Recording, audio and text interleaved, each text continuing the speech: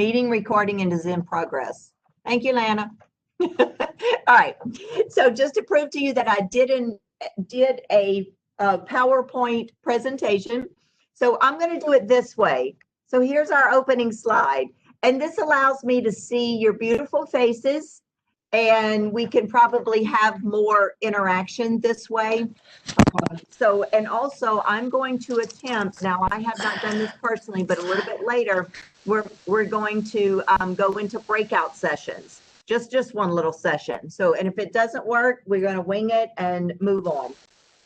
So as the title, Classroom Management in Our Present State, okay, state of affairs. So, and let me just give you a little background for those of you that don't know me. So I did teach high school for 11 years, and then I taught math at SLCC for 10 before becoming the dean. But I had been out of the classroom for quite a few years. So you may be thinking, what does she know? You know, what does she know about classroom management? This is a totally different world than 7, 8 years ago. And you're absolutely right. So my first question, but classroom management has some key points that is consistent regardless of the times. But let me ask you this question. Hang on.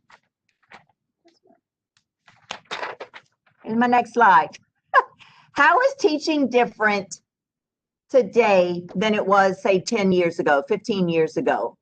How has teaching changed? Feel free to unmute and comment or type in the chat. Especially for those of you who have been teaching for quite a while. Technology. Are you able to unmute? No, you have us locked. Let me see if, Lana, can you, oh, I think I can.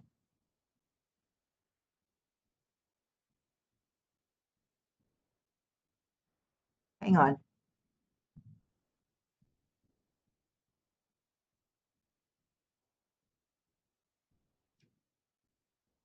Okay, try that if anybody wants to speak up or continue. Yeah, I know. So more internet. Let me read the things that are coming through the chat. The attention span of students has changed dramatically. Different generation, different ways of learning. Absolutely. All right, anyone want to speak up? Science has changed drastically. Like 10, 20 years ago, you would sit and write as someone just stood there and talked at you. And that's not how you teach anymore, at least not effectively. And you're right. That's the key. Thank you. And everyone wants instant, everything now, you know, like instant gratification. Yes. Yes. The attention span of students has changed dramatically. Different generations, different ways of learning. Yep. Anyone else? There's probably a more diverse classroom now. Yes. Diverse classrooms, absolutely. And different challenges. Students have more access to misinformation. Oh, that's a great one. Students have more access to misinformation because we all know if it's on the internet, it's correct. It's just gospel. Everything on the internet is absolutely true. So that is a great point. Well, students can find answers also. They can Google the answers. Yes. Got Google at their fingertips. Yeah. Whether they're Googling the right answer or not. Okay. So a couple of things that I have. And so for my next slide is, do you agree that we live in a world that's divided? Our society right now is divided. And in your classroom, you know, regardless if it's politics, if it's right or left, or mask, no mask, believe in coronavirus, don't think it's a conspiracy, whatever it may be, we live in a divided society. And so in your classrooms, when you have to take, I know all of your when you're teaching, you're focusing on your discipline, which is what you need to be doing. And you have to remember in the discussions, students bring these different experiences to the table in their discussions. Now, when we talk about that, when we talk about freedom of speech, so freedom of speech, so students think they can just say anything in the classroom, right? I mean, Yes. you can't tell me what to say. I've got freedom of speech. Can you go into a crowded mall and yell fire? There are certain things in certain places where it is appropriate to speak up and in certain scenarios. And in your classroom is where you have to be very careful with that freedom of speech and maintaining classroom discipline and management. So who knows, for example, who knows what event is happening January 20th? Should be everybody, but that's the date. I actually had to Google the date. So if it's wrong, blame Google. But yes, so again, around that time, there may be tensions may be high in your classroom. Now, even though we will be virtual, that's the day that the inauguration is happening. And so everybody needs to support the office of the president as an American citizen, regardless of what side. And the key there is keep in mind that should not be entering into your classroom unless maybe you teach political science or something that is appropriate. So that is just a little piece that to kind of as a reminder. Now, here's how things are going to help. This says day one expectations. And if any of you were in Dr. McZeal's session earlier, I'm noticing some of our items are similar. Day one expectations. This is a little smiley face and this is a little frowny face. This mug says, let me read it to you because I see it's kind of, it says, it was in the syllabus, it's still in the syllabus, it's always in the syllabus. That's what the little mug says, because although that syllabus is like your contract with your students, your day one expectations is what is so important in setting the tone with classroom management. That is going to be the key for not only this semester, but every semester. To go in to your classroom and be empathetic and just you set the tone that first day and you let everybody know, hey, we're going to get through this together. You may love math, you may hate math, you may love science, you may hate science. Whatever the case may be, we're going to get through this together. And that kind of, for those students on that first day that are really struggling with, oh no, I have to do this virtually from day one, and maybe they weren't able to connect and they weren't, had technical issues just like today, that's okay. So we need to make sure that we set that tone, and those day one expectations are key with maintaining your classroom management throughout the semester. Building a rapport with your students helps. Calling them by name. Do you see the difference? I mean, I don't know if you do, but I see the difference when I can see your faces right now. And I know not every student has a camera, and student engagement is difficult in this environment. I did observe a couple of my department chairs in this scenario, which was different for me observing, because I was able to join as a student. So I saw the instructor teaching and I saw every single student's cameras off. And, and that's probably what you get. Or as Dr. McZeal mentioned this morning, her student walking around in Walmart and the Dollar Tree. And so it can be a little distracting. So those are all things that we have to deal with in trying to get students more engaged, which will help with your classroom management. And after February 1st, when things go back to normal, our hybrid classes, hopefully we'll have students that will still come back, will rotate on campus. I know with the hybrids last semester, the majority of the students chose to join the WebEx at home, and that's okay. But if we have even one student who needs to be in that classroom for that face-to-face learning opportunity for those hybrid classes, and that's what we're there for. You need to, next slide, acceptable and not acceptable behavior. Whenever you're talking about what you want to do in those first day expectations, what is your, in the syllabus? And the reason I say the syllabus is so important is because by the time, if there's a complaint or an issue, by the time it goes through you as the instructor, the department chair, and to me, my first question is always going to be, what's in the syllabus? What does the syllabus say? If your syllabus outlines, if you're not sure if to put something in your syllabus, put it in your syllabus. And you will tweak it every semester based on an experience. Oh, well, I had this last semester and I didn't have that in my syllabus, so I'm going to be sure and put it in my syllabus this semester.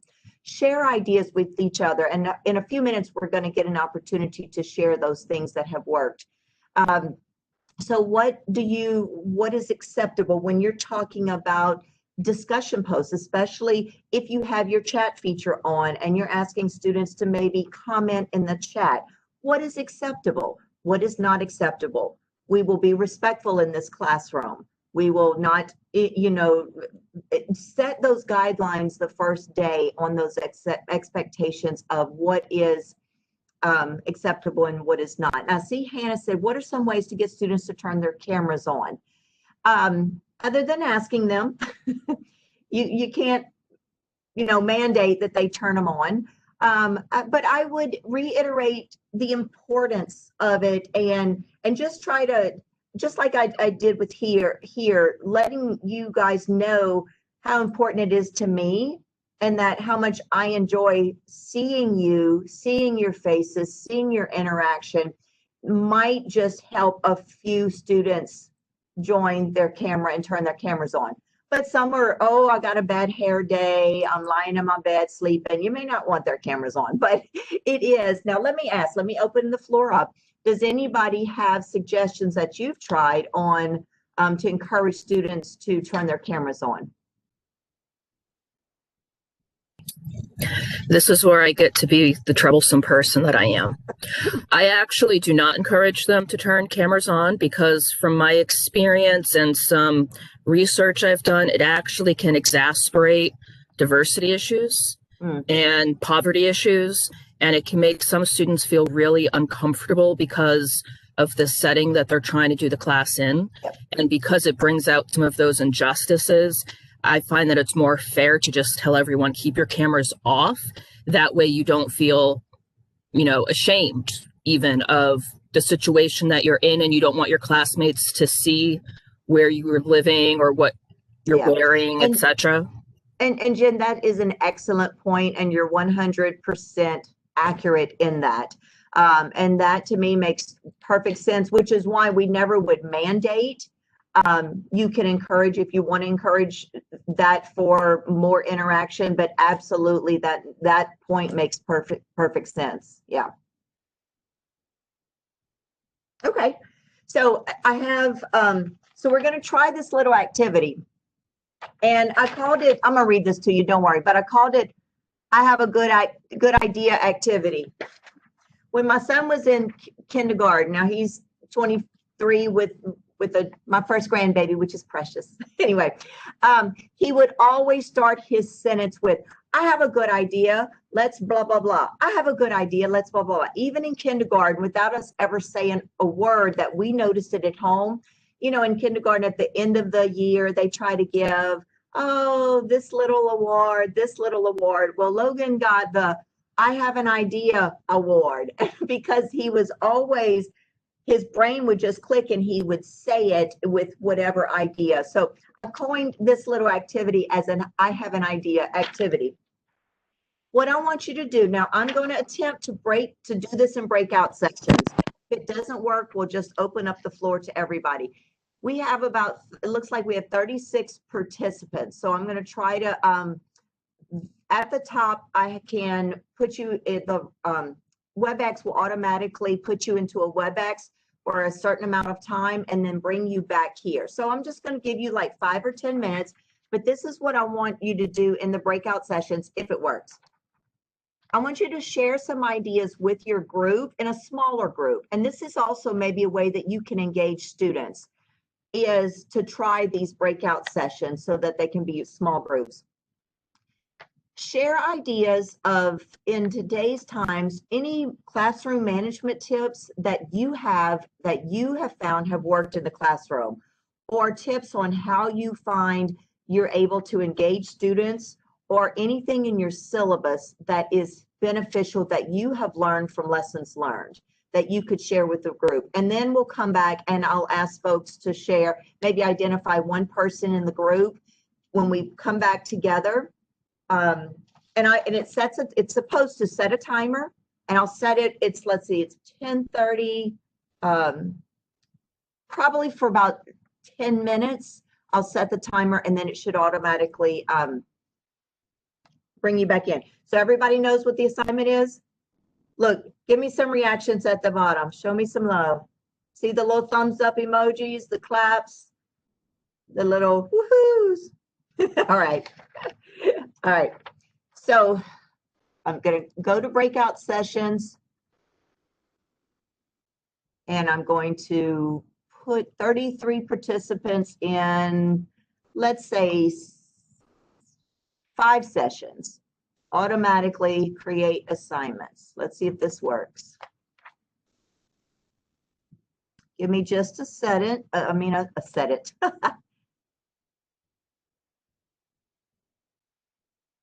Oh, I needed my time. After automatically in session after 10 minutes.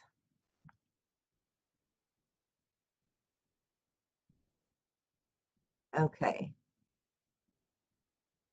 Let's see if this worked. Fingers crossed.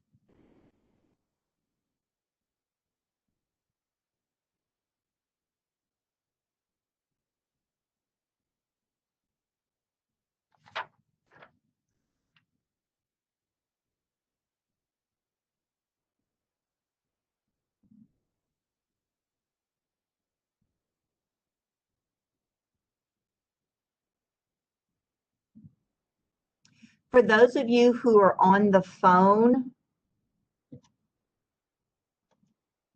here's where we learn lessons. If you're on the phone, you may not be able to join your breakout session. So I still see Mark, Jed, Janine, Claudia, and Miss Uma, and one caller. 6. Are you guys able to join your sessions? Oh, good. Okay, Claudia, thank you. On the phone and computer. And technical difficulties, that's par for the course. That's perfectly fine.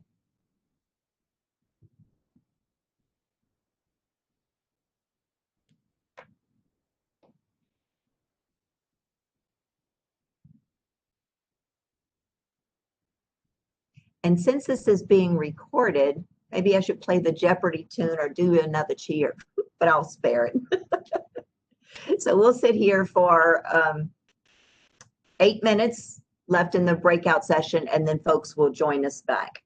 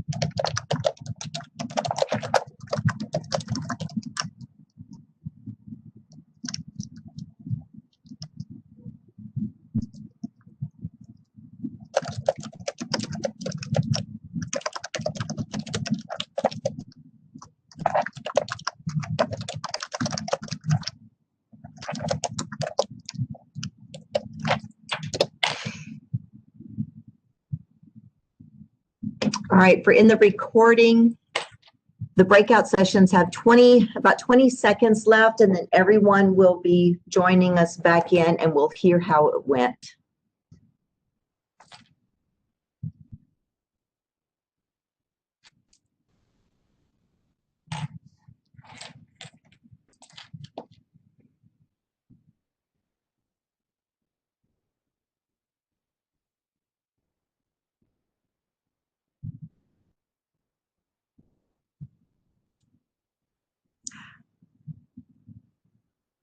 All right. I am so excited. It worked.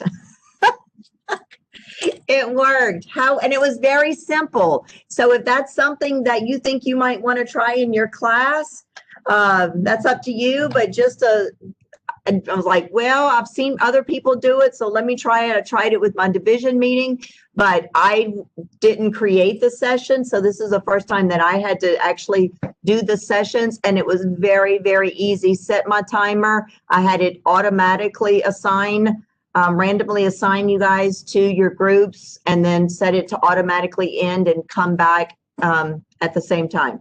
So great. So now I'd like to hear from the groups. So let's just do it in order. From group one, does someone want to share some great ideas? You can unmute yourself. My idea is that we had talked about, me per se, like the first couple of weeks, the first 2 weeks of a hands-on class is all lecture, and the students are always eager to go in the shop instead of actually want to learn the material. So the Webedex and stuff like that for the first 2 weeks, I think would probably work a little better. Yeah, because they're focusing on the material, and I want to go in the shop. Why do I need to learn this book stuff? Thank you, Jed. Anybody else from group one? Ideas that suggestions? I know you all have great ideas. Learned how to engage the students. There's that long break of silence. I've received tips on that. Did y'all discuss that in your group? Yes, we did. Oh, good. Oh, good.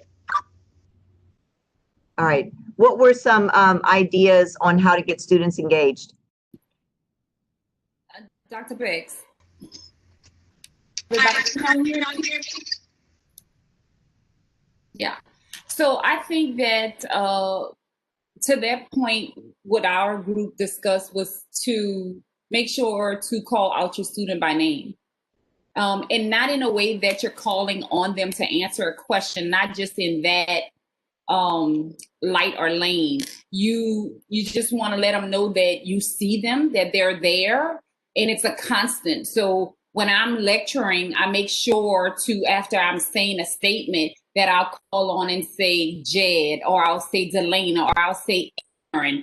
I will call them out, letting them know that I see them in their movement. That kind of actually decreases them moving around and silencing the camera also. So again, I kind of try to bring in what I would bring into a normal face-to-face, and that is, you don't have the opportunity, or everybody has the opportunity to be seen, rather. So I guess part of it is making them feel included and like they can participate without making a mistake. So again, for me, I just make sure to call on the names constantly, and it's also helping me to get familiar with each student, because I pride myself on knowing my students, right? So that kind of works for me.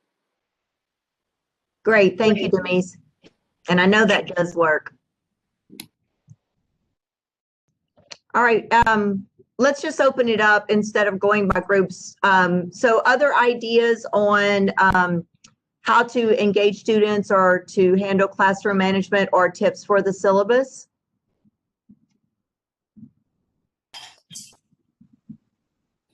This is Uma. I teach business courses, so accounting, my favorite.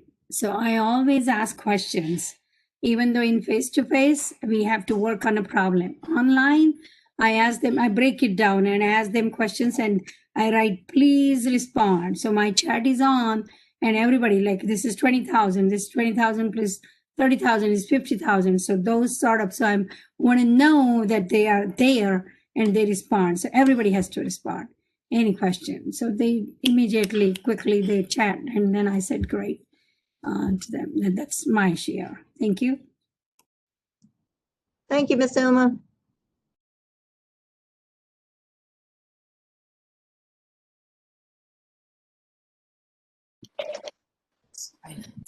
All right, don't be shy.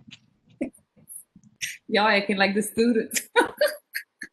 I used a polling software this semester that I really liked.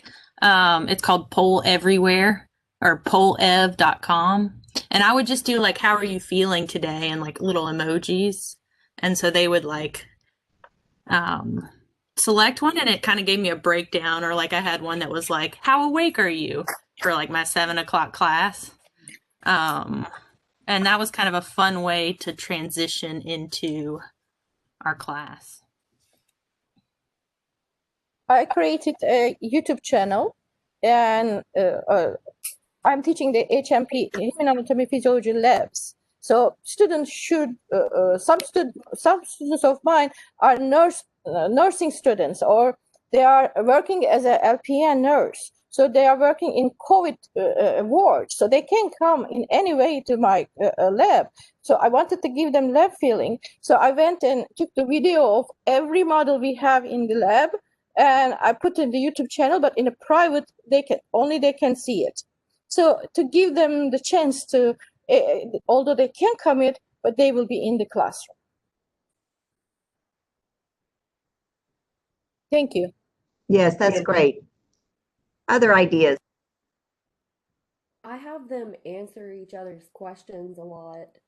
Like if somebody has a question that is asked through the chat or over voice from a WebEx call, before I answer it myself, I'll ask if anybody else knows how to do this yet, and can you screen share and show us? And I got a lot more participation with that as well. I had a lot more confident students at the end because they were able to, you know, fully go through a process and show their classmates how to do it, which gave them some kind of like, I guess, responsibility within the classroom structure too. I really like that. Thank you, Farah. And Farah is one of our new faculty teaching drafting. So I know she's found a way, which is great, to ask other students, and that does pull them in. And you're right, you're always going to usually have this moment of silence where nobody's like pulling teeth to get them to answer, but giving students that opportunity to provide the answer before you do. That's a great suggestion. Thank you. And look, I just posted in the also in the chat, Hannah, you had mentioned about the poll. If you want to put the name of that in the chat.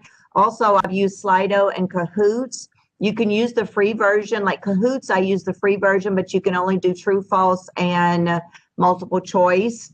But for polling software to get your students engaged, it's very simple and easy to use. So that those are other things that you can use to get students engaged and kind of to poll are they getting the material or not, or if you just want to ask how's their day going. Thank you. Anyone else? One thing I did this fall was for each module, each week, I had a question of the week. But that question was really aimed at the topic of that week, whatever we were talking about that week. And it wasn't something they had to submit. It was really just to get them thinking about the topic. But that has led me to something I want to try now this spring, is doing a question of the day, but using it much like this poll everywhere type thing, where it's really not a question that's really about the topic per se, but it's maybe just even something like, what's your favorite color? You know, but using that as the way I take attendance. So I will say, here's the question of the day, what's your favorite color? And then go around, you know, taking attendance that way, but it's something they can answer very quickly, so it doesn't take a lot of class time, but it also will give them the opportunity to learn something about each other. So that's great, Thomas. Thank you. Yes. I have one more thing to share. I don't know if this is a good idea or not. You know, in syllabus, we always say, don't do this, don't do this. These are rules and all kind of stuff. So I created this semester only a section, how I will help you. And under that, I wrote like, if inclement whether this or anything, then again, WebEx meetings, or so some four or five things I included related to my class. And I highlighted that section. So they want to know how I'm going to help them. Thank you, Ms. Uma. Dean Bix. I'm sorry, y'all. I just had 2 cups of coffee. Yeah, go ahead.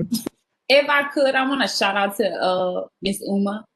because it came to me that she went over, and I feel like all of us are, given the COVID, or extending ourselves to a certain degree, but I know for a fact she went over and beyond with a student of mine.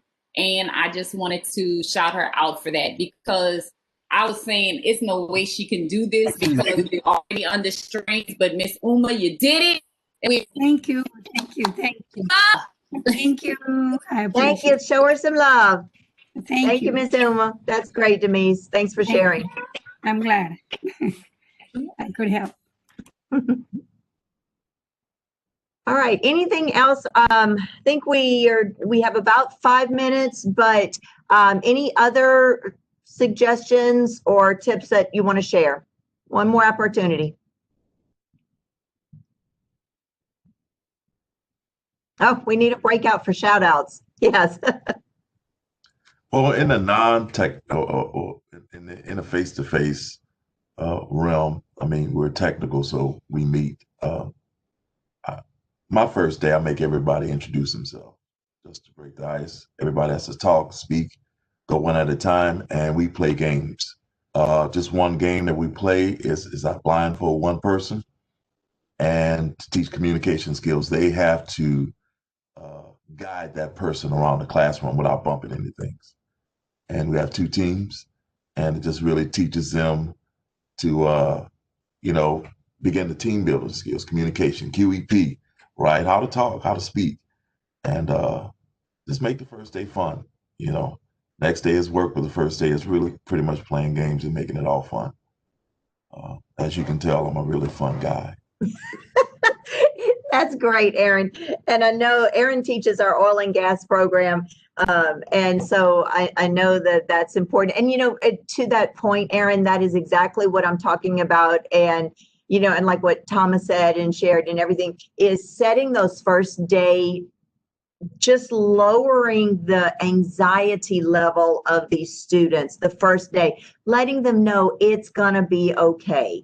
It's not going to be perfect, but we're all in it at the same time, working through it. And so opening and having those kinds of things. Now, Aaron, you have a challenge, because since you're going to have to teach remotely for 3 weeks, you're going to have to figure out how you're going to do something similar in a virtual environment. But thank you for sharing. That's great. Anyone else?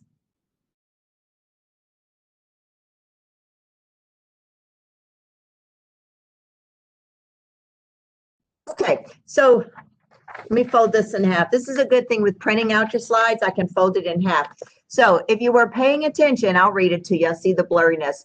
So word of the day that says plan A, plan B, plan C. What is the word of the times? You've heard it several times.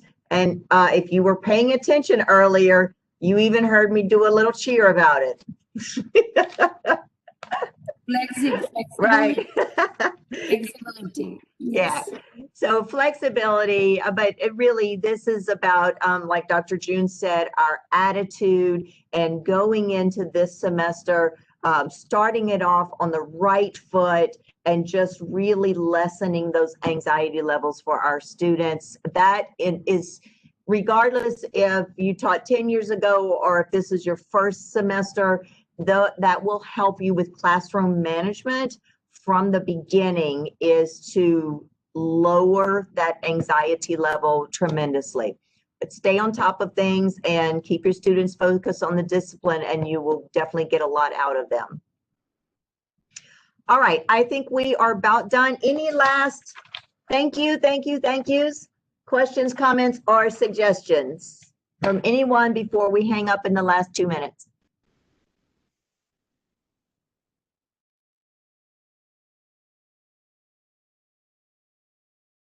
Oh, all right.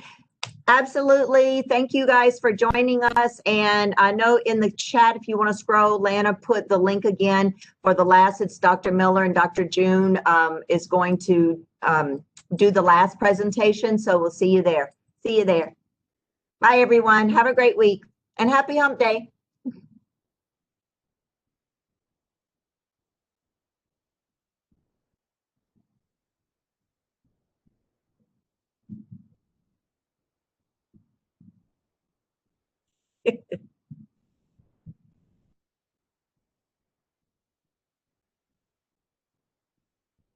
Look, Jen, tell me his name again. No, you're on mute. Oh, shucks. Oh, he went away.